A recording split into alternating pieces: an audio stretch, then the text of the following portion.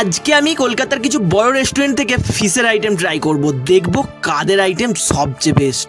যেখানে শেষের রেস্টুরেন্টের আইটেমটা তো আমাকে অবাকই করে দিল। এই চ্যালেঞ্জটা করার জন্য প্রথমেই আমি চলে এলাম কলকাতার একটা বড় ইনফ্লুয়েন্সারের রেস্টুরেন্ট ভোজ আড্ডাতে, যেখান থেকে আমি একটা ভেটকি ফিশ ফ্রাই অর্ডার করে দিলাম, যেটার দাম নিয়েছিল 240 টাকা, যেটার সাইজটা ছিল বেশ বড়। ভেতরের মাছটা যেরকম ফ্রেশ ছিল, ওপরের কোটিংটাও সেরকম ক্রাঞ্চি ছিল, তো এক কথায় দারুণ লাগলো। তারপর নেক্সট আইটেম ট্রাই করার জন্য আমি চলে গেলাম ব্যারাকপুরের দাদা বৌদিতে। সেখান থেকেও দুটো ভেটকি ফিশ ফ্রাই অর্ডার করে নিলাম, যেটার দাম নিয়েছিল 320 টাকা। আর এটার সাইজটা আগেরটার থেকে অনেকটাই ছোট ছিল। ভেতরে মাছের ফিলেটাও তুলনামূলক পাতলা ছিল, কিন্তু test and quality top notch ছিল।